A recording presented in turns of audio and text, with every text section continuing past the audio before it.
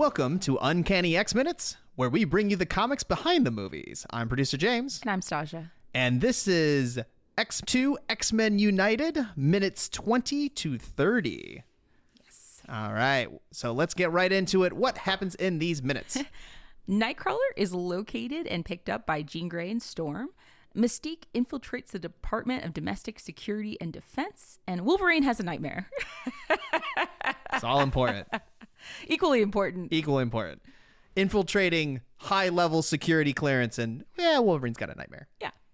I mean, Mystique does that all the time. It's at some point, it's just kind of like passe.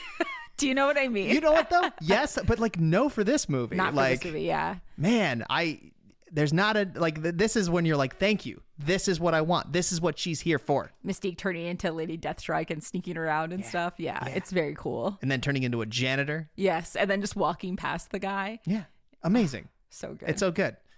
But that's not what we're here to talk about. No. We decided that this episode should be dedicated to the book that this movie is based on. Mm-hmm. So it's not an actual set of issues. It's a graphic novel, essentially. Yeah. Called God Loves, Man Kills. We've talked about it a few times. This is the time we decided to talk about it in full. Yeah. It's on everyone's list of, like, even when we had Nick on, we're like, what ones do you think people should read? This was on the list. And he said, obviously, God Loves, Man Kills. Yeah. He said it's so passe because it is kind of one of those that is fundamental to understanding, like, what is the X-Men about? Yeah. Why are we all here today kind of vibe? That's just how I felt when I was reading God Loves, Man Kills again. And I was like, oh, yeah, that's right. This is a reminder of, like, hey, this is why X-Men are representations and allegories for real life. And that's kind of the whole point. And it's such a good series. It's written by Christopher Claremont and Brent Eric Anderson. And there's actually an extended cut out that's came out in 2020. Yeah. So like a kind of an updated version of this if you want to get your hands on it. And it's also on Marvel Unlimited. Sure is. So should we just go into God Loves, Man Kills? Yeah, like honestly, like, let's go. First off, I would say it is not a light comic. No. This is and I think that's why the graphic novel end of it is that they were apparently given permission to actually hit things a little harder than you would in a normal comic. Because it starts off with, like, 2 mutant children being murdered for being mutants. Yeah, it's pretty depressing. It's like it's horrible. It's like in Connecticut, like it's in the US. These kids are running, and I think it's actually important that these are like Black children, like, because it's like a lot of this is relevant because it's about representation. A lot of times it's talking about being a minority in America, and so like to have this represented is pretty horrifying. It's like beating somebody over the head of, like, this is what X-Men is about. Like, in case you forgot. Yeah. I know, between all the techno organic nonsense, like, sometimes it's hard to figure out what we're talking about, and this is a reminder. I was watching a TikTok the other day where someone was like, because the X-Men cartoon, the 97 cartoon's about to come out, and they were like, people are saying, Stan Lee didn't write this for wokeness and for whatever. And they were kind of right. Like, someone was trying to correct them, and it's like, no, they're kind of right. Stan Lee didn't do that. Chris Claremont did. Yes. It's not that X-Men doesn't do it. It's just that Stan Lee just was like, I don't know. They were born with it, and they worked with the government. That doesn't read as the same as God Loves, Man Kills. Exactly. And also, I think people are confused because when they think of the X-Men, you're not thinking of Stan Lee X-Men. Almost nobody I ever talk to on the street is talking about Stan Lee X-Men. Because nobody read the Stan Lee X-Men you're talking nowadays. about Chris Claremont X-Men. Yeah. So, yes, it was written for wokeness. Just, that's kind of the vibe. He had the bones there, but he didn't, like, the person I was watching had a good point of, like, he wrote it in the 60s in the middle of everything going on. Right. He wasn't trying to ruffle feathers. He was trying to sell comic books. Right. Then the 70s happened, so we've got a little bit of time away from it. Yeah. We can ruffle some feathers now. And we can now we're even further, and it's like, because someone was like, if Stan Lee would have written Giant Size X-Men #1, people possibly would have freaked out. Yeah, because they added, like, people of color and women and, like, And if you were to make that now, people would freak out. Yeah. Yeah, people may freak out. Like they're like, "Oh, you replaced Cyclops with a black woman leading the team." Yeah. It'd be a Yeah, huge we issue. did. Yeah. What do you want? Yeah. Anyway, that's kind of the point here. God Loves Man Kills starts with these kids running away from these like very militarized purifiers, which we've talked about them before. They'll come up again. They're a pretty common villain. They're religious zealots, effectively, who believe that mutants are evil, part of Satan, etc. Pretty explicitly. That's the one thing you'll find with X-Men villain groups. They all have their own reasons. Yeah. This is the religious one, which Purifiers, yeah. I do want to say is I can see why they did it, but it's an interesting choice in X-Men 2, X2, Yeah. that they changed it to the military as opposed to a religious sect, essentially. Yeah. I think that I don't think it would have played as well. I don't think the era, I think that you could probably do that today. I think absolutely. in the year 2020, 2001, 2002. It was 2003. 2003? Yeah. Yeah, maybe not. No, you can't. America you can't was poke not- at religion like that. Not then. But when was this? This was like 1970 something? 1982. Yeah, the original God Loves Man Yeah. Kills. Yeah, absolutely. And basically they killed the children and in the middle of a park, like a little like swing set park. Yeah. And they say that you have no right to live. And it's a pretty, I don't use this imagery lightly. It is absolutely what the comic is doing. They effectively like lynch these children. They They're- like they're- hang them yeah. from the swing sets and they put like little things that says muties across their chest. It's the swing. They It's- write yeah. mutie on the swing, and the swing is like on their chest. chest, Like the yeah. part you sit on it's labeling them. Yeah.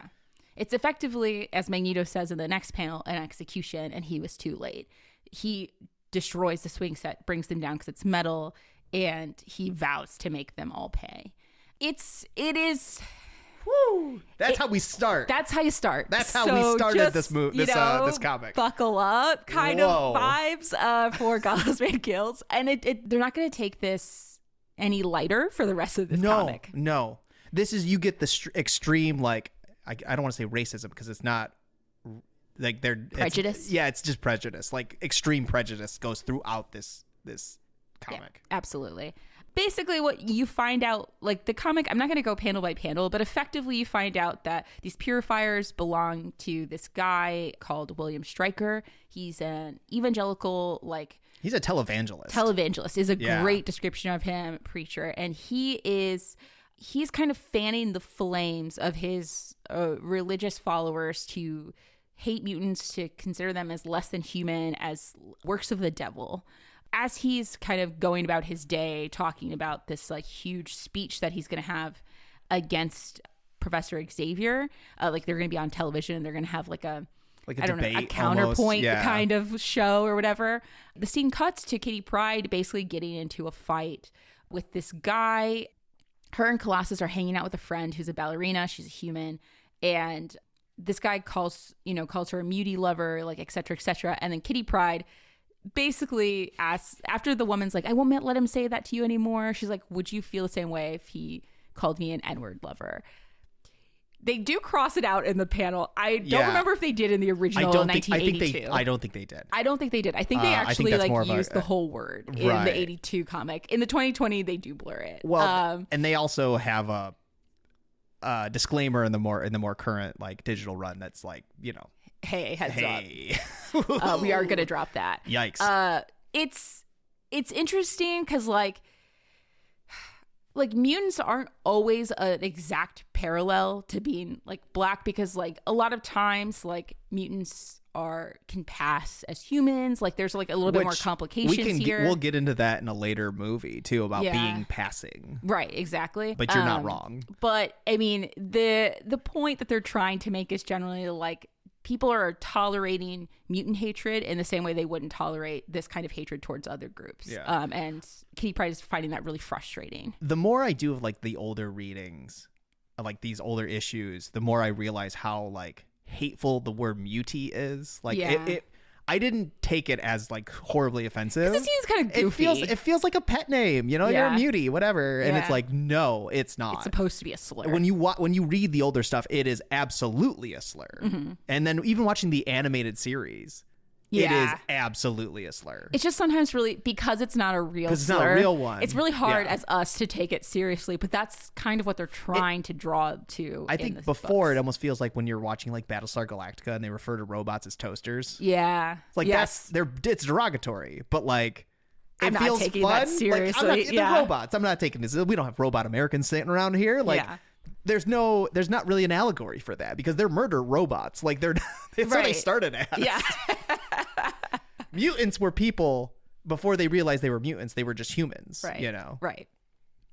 After this big fight, they go home. Everybody's watching Xavier and Stryker have this debate, and it turns out that that's just the TV is biased towards Stryker. Like Yeah. Professor Xavier gets cut off. They go to commercial. They don't let him like go back. And also, they draw a conclusion that like Xavier kind of looks foreboding. He's just like a very serious man, and it's a bad look. It's actually one of the first times that I remember someone saying Xavier's vibe isn't off. It's not good for most people who look at him. Yeah. Like to me, I feel like when you think about the comic series or like whatever, Xavier kind of gives you like this like grandpa vibe that Yeah. I think that I Well, think of. It's a but- Patrick Stewart vibe. Yes. You trust Patrick Stewart. inexplicably, but yes. But I've been watching some of the later ones, and I think James McAvoy actually has the vibe Professor X needs. Yes. Which is like, I don't quite trust you. Right. You're saying There's all the right something. things. But yes, I think McAvoy he comes off more of like what they're talking about in Yes. this comic, where it's like Xavier's serious and he's saying all the right things and he's super intelligent and he's like he's a good person to be a mouthpiece in terms of his like brain, but his charisma and stuff sometimes is a little off. He's almost too intense, which is usually a thing reserved for Magneto. So it's really interesting to see that. Like, Well, then they're friends. You see why. Yeah, exactly. Long story short, the people who are escorting Xavier is Storm and Cyclops, and everybody else is at home. And there is, while they're leaving the debate, the car that they're in gets blown up, and Storm and Cyclops and Xavier are shot. Yeah. You don't know if they're dead or not, No. but it looks like they are. It's, once again, intense. This isn't just like off-panel explosion. No, it's like looks like they're all sniper dead. shot. Yeah. And Assassination is what it looks like. yeah. And then the next kind of steps are, the rest of the team, Wolverine, Cyclops, Illyana, Kitty Pryde. Everybody's going to the scene of the car crash to figure out like what happened. And while they're doing that, these are all traps. So there are traps laid at the school by the Purifiers. There's traps laid at the scene of the crime of the car accident because they know that the X-Men are going to investigate what happened to their friends. Yeah. And unfortunately for them, this is when Illyana gets captured.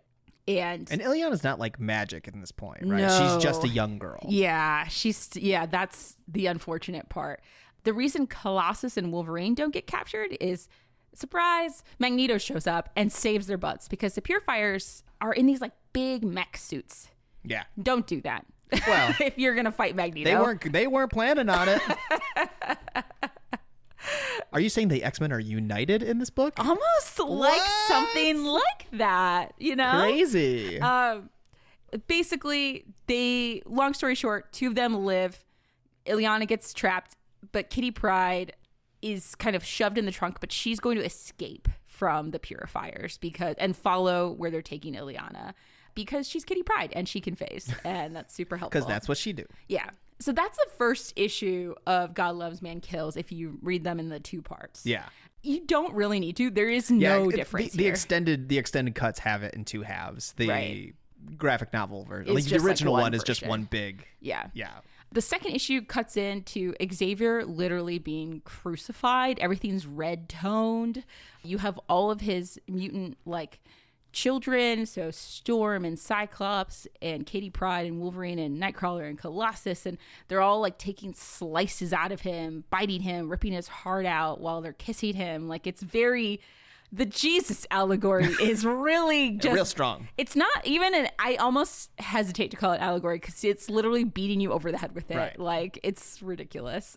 I mean, it's all obviously like a nightmare. Yes, sort it's of. part of the mind control because all of a sudden everything stops. There's like this white glow, and this man like reaches out his hand to Xavier. Xavier hesitates, and it cuts back out. He's in like one of those Wolverine tubes, which is their favorite thing to use. I was in going to say a X-Men. Bacta tank Yeah. from Star Wars is what it almost looks like too. And, you know, like Stryker and like some of the other scientists are like, oh, we almost got him, right? So... And at this point, we know Cyclops and Storm are also fine. Yeah, like, they're here also encased in metal coffins, almost like metal bodysuits that are attached to the wall, so they can't use their powers. So the purifiers didn't kill them; they kind of tranked them, and we learn a little bit later that the reason for this is in order to make sure that they can try to use their powers for the purifier's own ends. But the crown jewel of them is Professor Xavier, because his psychic powers are so intense and so strong that if the purifiers can get a hold of him, they can make any mutant do whatever they want, because Xavier's powers would allow them to do so. Right. So it makes sense. A lot of the stuff we were talking about from last episode. Exactly. Of like, yeah, Xavier's kind of like this top tier mind control. When Cyclops and Storm ask Stryker what they were doing, like why would he do this? Like, why do you hate us so much? We get a little like sepia toned flashback in the comic. It's like I love this comic, obviously. I'm like gushing over it, but it's basically It's a tragic backstory flashback. Backstory if the tragedy was like purely of your own hands because you're a terrible person. Like I hesitate to even call it tragic, maybe homicidal. I mean, it's tragic. It's tragic for the other people who are around Stryker. Yes. Absolutely. Well, he makes it out. Yeah.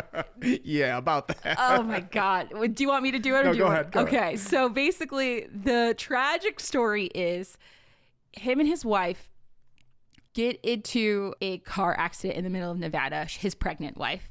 Because of the car accident, she goes into emergency labor and he has to birth the baby like in the middle of the desert. He sees, after she has the baby, he sees the baby and he calls it a monster. He says, faced with that abomination, I did what had to be done. And when Marcy, half unconscious, asked for her baby, I took her in my arms, held her close, and broke her neck. Yikes. So when he says did what had to be done, there's also a shot of a hand holding a knife. Yeah, he killed the baby. Yeah. And then his because wife. it was a mutant. Yeah. I mean, they don't say it explicitly. He just says it's a monster. I mean, what else are we talking about here? That's exactly what they're talking about. So as opposed to the movie where he does have a mutant son, right, that he will get into him later, this one he doesn't. Right. So the movie the movie kind of erases like this murder, this double murder here, but is more of like, hey, his son was visibly a mutant at birth, so this is kind of like Nightcrawler-esque, right?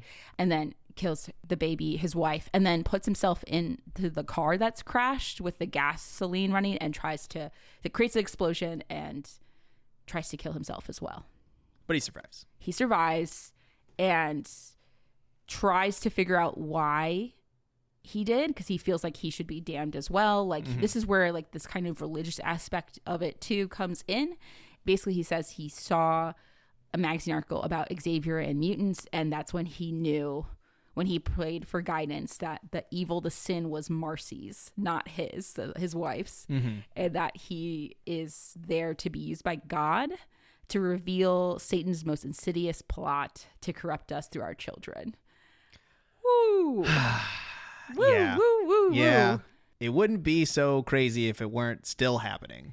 Yeah. Yeah. God Loves Man Kills. Still works. Has not lost its relevance. Nope. That's kind of the end of the flashback. Yeah. Because from that point you can extrapolate. He like becomes televangelist. He gathers followers. He's building up this army, and it gets to this point where we are in the comic, where he's kind of got this like purifier army and all these people who are devoted to him. Right. This is also when he gets an update that he has like the prisoners, Illyana and Kitty Pryde. They think that Kitty Pryde is in the trunk of the car, that they knocked her out with gas, but as we mentioned, she did not. She slipped out. It's fine. She's good. Even if she was, the bullets would phase through her. Right, exactly. Which they come to find out. There's a little bit of a chasing. They realize she's gone, but she probably didn't go too far. They're looking around for her. While this is happening, there's a group of guys who are like bad dudes. They make it very clear. Kitty Pryde has to go to them for help. They imply that they were going to sexually assault her. And it's pretty, like I'm saying, this is a very heavy comic. Yeah. So heads up. But basically what happens is that the purifiers kill all of them. To me, I feel like this was like a really interesting turning point because these are humans who are not particularly nice to mutants, obviously, with Kitty Pryde, or just like not particularly nice in general. And the purifiers are very like ends justify the means. They are supposed to be caring about humanity as a whole, but they kill every human here trying to get to Kitty Pryde. Yeah. And in all fairness, like there was like a threat, like this seems like it's like they imply that it's a gang, but I mean, you would think that people who are so pro-humanity would be a little bit more hesitant about killing all these humans. They are not. Yeah. And that's also part of the story. It's like they say this, but is this really a means to justify their hatred for mutants, right? Right. Like, and yes, that's the answer. It is. While Kitty Pryde is on the run, she calls the Xavier School, gets a hold of Kurt to let him know that she is being chased. She's in danger. Another thing that happens here is that she gets on a train and a police officer gets shot while she's being chased by the purifier. So again, another human person that they don't seem to care. And all of the people on the train are looking horrified as the purifiers threaten, like, if you guys don't move, we won't kill you, but we need the girl. Well, as they're about to catch Kitty Pryde because she's exhausted, she can't phase anymore, who shows up but Magneto? It's a very bad idea to be in a big metal box. Well, here's the thing about the city. We got a lot of metal around here. Yeah, sure do. Also, my favorite part about this is Magneto can deflect bullets and energy bolts. Magnetism extends to energy bolts too. Sure. Yeah. Yeah. And then same thing as he did before, he takes all of their weapons. Kind of how we saw in X1 where all the weapons kind of float out of their hands, all the bullets come apart. Like, that's what they are. They're metal. And, you know, Magneto puts an end to all of that and saves Kitty Pryde. And also the police officer, because of course they're the good guys. They're going to save humans. And then they float on a train car door as a magic carpet. They sure do. They sure do. I love it. They go to save. It's like the only goofy part of this whole thing, goofy, but I still love it. Same. As they go to save Professor Xavier and the others. The others. There's a lot of fighting and them running around the city and all this stuff. We can kind of fast forward. You can read the comic, but basically they are breaking into the facility to save everybody, and Stryker is like trying to like, this is where even Kurt is threatening the people that work there with his tail around their neck. It's, to me, like the most vicious I've ever seen Kurt Wagner, which makes sense to me. He's like, my patience is wearing thin, trying to find the people. Magneto, they find out that they're all in an elevator. Like, it looks like Cyclops and Storm have died from the tortures because they have finally had Charles to fall for the brainwashing, and they think they have him kill both Storm and Cyclops. Yeah, like as a test run. Exactly. They end up getting put in an elevator with Illyana as they're about to take her to the basement, I guess, to dispose of all of their bodies. But unfortunately, they find themselves in a metal box again. So, as you can maybe imagine, Magneto there to save the day. They use some of Magneto's powers to somehow, I don't know, zap them, kind of, to bring them back to life, because turns out Xavier didn't actually kill them. His subconscious is resisting. They say a hefty jolt of electricity might help them. So Magneto's like, I guess I can try, which is like, that's still not really electricity. It's fine. Whatever. It's fine. It's fine. It's fine. Hand wavy. Well, and the weapon that Stryker's trying to create is sort of what happens in the movie too. It is using, instead of using Cerebro to connect to every mutant mind in the world, it's this literal machine he made that's powered by Professor X. Exactly.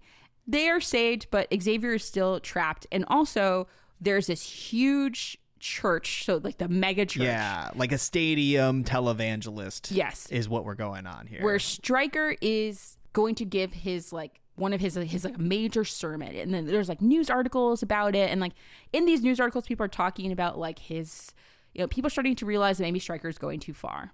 This talk about exterminating all of the mutants, people, they literally, there's a quote from the TV in the comic about like how it's uncomfortably reminiscent of those beliefs held by Nazi Germany against the Jews. And it's like, yeah. Like, I mean, again, this book is just like hitting you over the head with like, in this case is you just didn't literal. notice. Yes. You have Stryker at this television. We also start getting doubts from like security guards and stuff that are like working this event. Yeah, the two cop security guards are like, I really wish I was at the hockey game or whatever. Yeah. Like the Rangers are playing. They're like, yikes. Yeah, like get us out of here. They are at this event, this church. Like, it's supposed to be a church service. Yeah. I mean, so I work at a television station, like a broadcasting company, and we get religious parades that run for half an hour. And this is what it is. It's and a lot of these people have a stadium like this just for themselves. Joel Osteen, perfect example of what this is.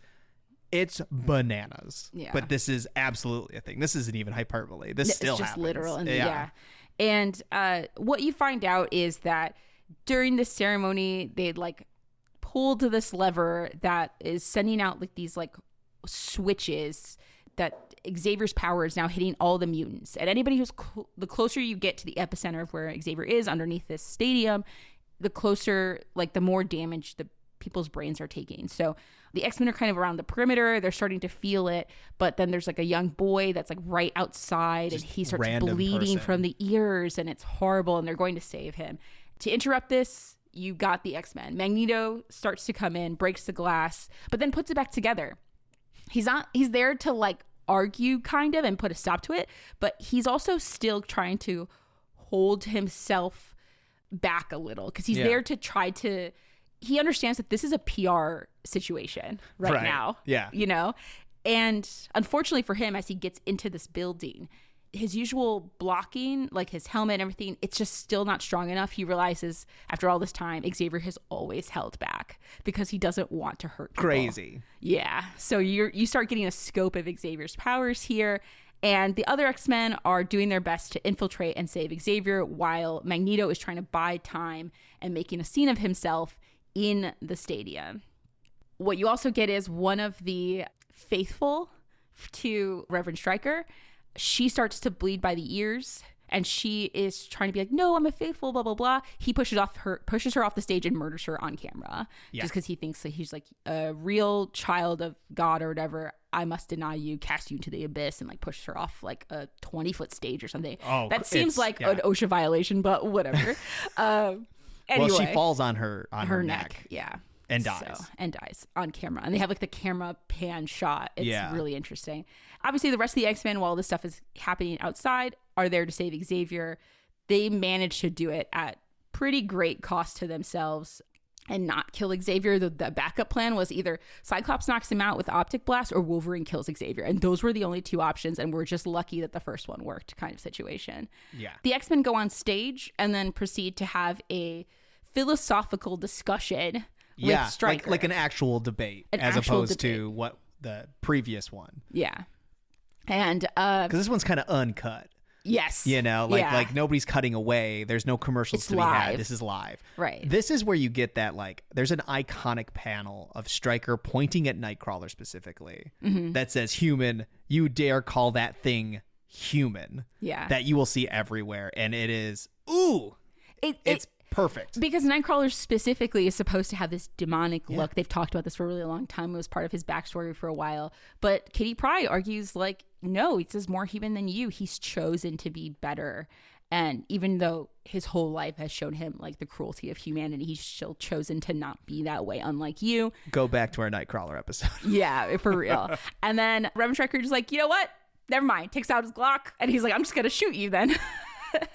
But then he gets shot by one of those guards because like dude just pulled a weapon in the middle of a crowd like to an unarmed girl. And so the police officer who shoots him is like, that's my job. And everybody needs to go, including the mutants. He's like, honestly, they've done as much or as little as everybody else in this room has. Yeah. Because the mob was trying to kill Magneto and these officers were also protecting him. Like there's just this old man dying at the bottom of the stage, right? And he was about to be mobbed. And they do make a little joke, be like, church has really changed since the last time I've been there, which I thought was really, really touching. The comic ends with kind of this really sad thing where Magneto's like, all right, so sounds like we're all signed up for my version of the world because you guys are failing at being X-Men and following Charles' dream, and you've led us to here. And just because Stryker is dead doesn't mean, by the way, he's not. He shows up in multiple more comics, but his ideals will continue to live on, and we're gonna have to fight him my way now. Charles is tempted, but Cyclops teaches Charles and says, no, the means are important, not just the ends. We can't become them. And Magneto has his hand out. Charles is about to take it and says, I cannot leave my X-Men when I created them. If they're willing to give my dream a chance, I am too. And then Magneto says, all right, I'm really bummed about this, and I'm not going to join you guys either because I can't fight for something I don't believe in. But if you fail, I hope you don't. But if you do, then it's my turn, and I'm going to do it my way. There's a little other bits that because like there's like it's a little bit of wrap up. Yeah, there's like this whole story is being told by Kitty Pryde to this young girl, so it's like bookend by that. But that's not really the point. The point is this section. Version. Yeah, that's part like the main comic line is what you guys just read. That's all you really need to know. It's super interesting. Yeah, still worth a read, even though we've told you everything. You should still read it because I skipped over a lot of it and I just hit the main plot points. And I think that like. It's really Claremont at his best here, in my personal opinion, because this is exactly what he was doing with his X-Men comics, really. Yeah. And so he just was able to make it very literal in this graphic novel in ways that he couldn't with the Comics Code Authority. And they're like, they had a lot of sway over what was allowed in comic books because it was effectively kind of like a rating system a little bit where they're trying to keep it for the kids or whatever.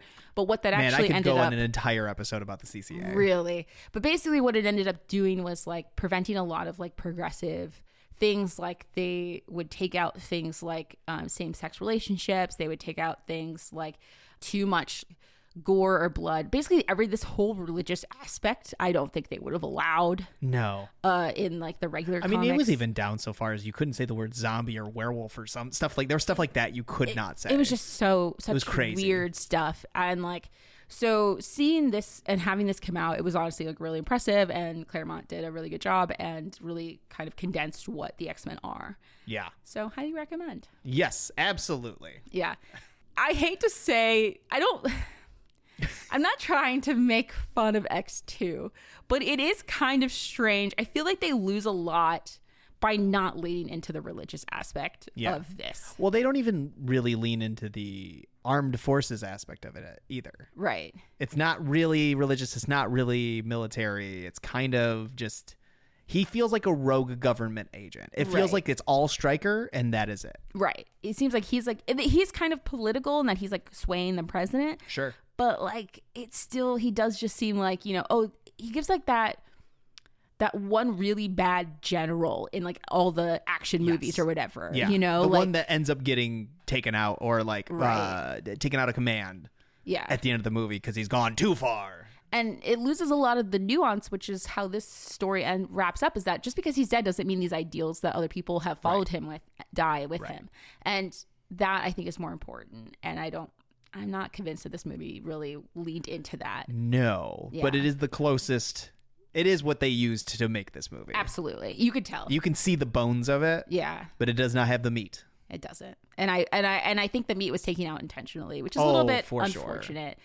It also was the second movie they made. You can't go too far into certain things that could devise the audience. I don't know. Yeah, I guess. I think that's the thing. They're still here to make money. They're still here to make money. Yeah. So that's you want a next 3? We can't. You can't go after the religious crowd. Yeah, exactly. I just think it was just one of those things. Because it's not even like it's a branch of some, it's not just like it's its own religion. It's Christianity. It's just straight up Christianity. I mean, that's just what it is. They literally use Bible verses. There's a lot of references to that in the stories. And every time Stryker comes up, that's what it is. They never change that. And he comes up quite a few more times. Well, he does in the movies too. Yeah. So that's not going to be, that's relevant. This is where he comes from. Yeah. I mean, this is kind of a Stryker highlight. There'll probably be more Stryker stuff we'll talk about, but this is what he is. Yeah, absolutely.